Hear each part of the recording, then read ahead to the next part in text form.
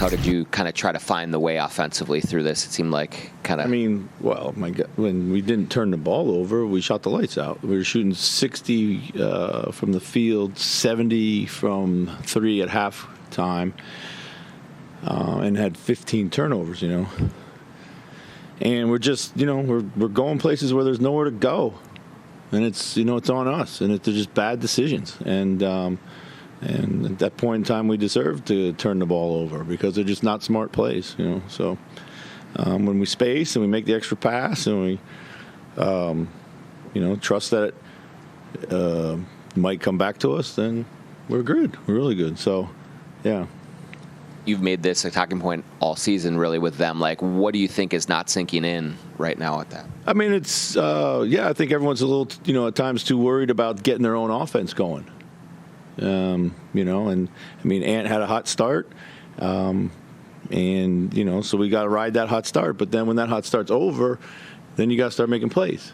And other people, if they haven't touched the ball for a little while, they can't just decide that they're going to put their head down and go to the hoop, or they're just going to jack it because they haven't shot it for a little while. And that's everybody. Had done that at one point in time. I thought at the end of the second quarter, in particular, like. We all were having a pity party for ourselves offensively, and there's a lot of ways to be immature, and generally this team's been very mature, but we got to grow up offensively. It's time. Is it disappointing when it's your best two offensive players who are leading the charge in that decision making a lot of times? Well, yeah, we need them. We're on them a lot. They have great freedom, maybe too much. And that's on me. But they have great freedom, but they have the responsibility to make the game easy for everybody. And they'll do it. It's not all the time that they don't, but when you have guys who are natural born scorers, sometimes if they're not scoring, they don't feel like they're impacting the game. Guys, there's a lot of guys that can score and on our team, and we just got to, 22 assists for a team that scores 118 points. And I know a lot were from the free throw line, but that's we need to be upwards of 30.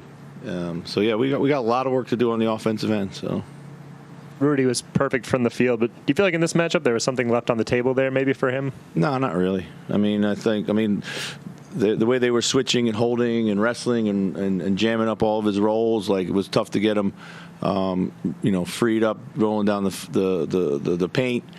We tried to duck him in a number of times. We threw the ball away, trying to get it in there. There just wasn't a lot of composure.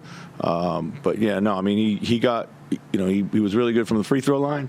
He got offensive putbacks, made his shots around the rim when they came to him. I thought he played an extremely patient offensive game, so.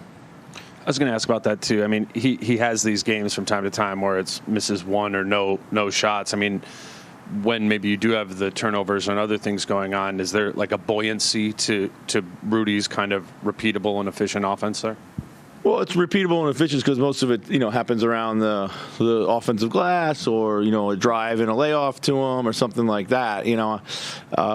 He's never really been a guy we've featured a whole lot. I don't think that's, that's like the thing that we're trying to do. We tried to a couple times, like take advantage of them. They were extremely physical with it. And, we couldn't get it in there clean. Kyle made a corner three in this game. Yeah. But he hasn't been taking as many of those this season, and sometimes it seems in the lineups with Gobert that the spacing is an issue, and that was such a weapon for you guys last year, the Rudy and Kyle lineups. What's the key to maybe getting that offense back when those two are on the floor together? Well, you have to remember, he played almost exclusively at the 4 for us last year, and this year he plays almost exclusively at the 3. So it's slightly different. We're fortunate enough to have like Cat or Nas out there who could space, and we can keep him in some of the same actions that we did last year when he was at the 4. I mean, listen, we tell Kyle all the time, like, you weren't brought here to make threes. Like, you're a basketball player, and but we want him to stay confident in his shot. It's also part of the overall kind of puzzle we got to figure out. But I think with him, we have him play everything. Sometimes he handles the ball, and sometimes he, plays in the post, and something. So it's, we just got to get a little bit more proficient at all of it. In last couple of weeks, you've pretty much gone to an 8.5-person lineup or whatever, and a lot of blended lineups. Yeah. Is that something you want to do? No. Would you rather have more of an identity for that second unit? I said that before the game. I want to try to get a ninth guy, played Troy. I thought he played great in his 6 minutes. I just didn't feel like I needed defense out there. Like the way they were shooting the ball, the way they were moving. I needed as much defense as I possibly could get to try to stay with those guys and just keep them from putting a run together. So. And at the beginning of the season, you talked about a little bit more structure, and the structure is kind of there, but it is easy to break from. Without the discipline on offense. Is that something that, would a reimposition of, some of the fundamentals of structure be a change? Or do you think the structure is baked in enough? I actually think that what this team needs now is to play, we're actually like in I think we're in a rut. We're trying to play call our way through things. I think we got to get out and move it early for the sake of moving it. I think, get it to the second side. Our bigs at the top of the floor got to do a much better job of creating next action basketball. And we got to cut for each other. I think that's what's one thing that's kind of dried up is like our off-ball cutting. And when we do cut, we just kind of cut and all lay in the lane. So our spacing's jacked from that. So. You mentioned, you tell Kyle that you're not here to make threes, but we've seen, this year he's maybe passed up a number of open looks that he was maybe attempting last year and hitting at a decent rate. What have kind of your chats with him been about how much you might want him to shoot those, how much it might help you guys in matchups? He has the green light to shoot anytime he wants. Stay confident in your shot.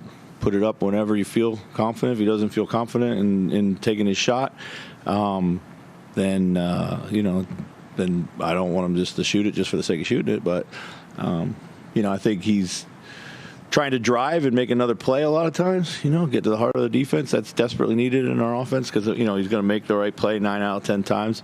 So but that's a question more for him. But my conversations with him are stay confident in your shot, shoot it whenever you want.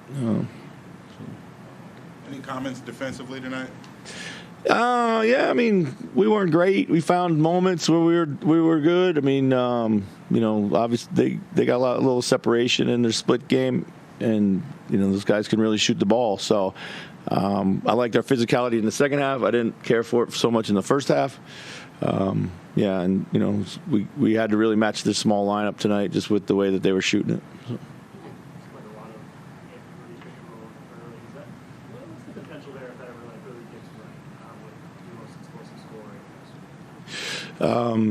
As long as we continue to develop our playmaking out of it, like the scoring out of it is pretty potent, always has been. We just have to have the benefit of all the additional plays, So, I think it's certainly can be, it's getting better and better all the time. So I think it's certainly like something that we can keep featuring more and more. But, tonight, all the heavy switching, it boiled down to a lot of ISO stuff. And, fortunately, Ant had one of those special nights where he really had it go.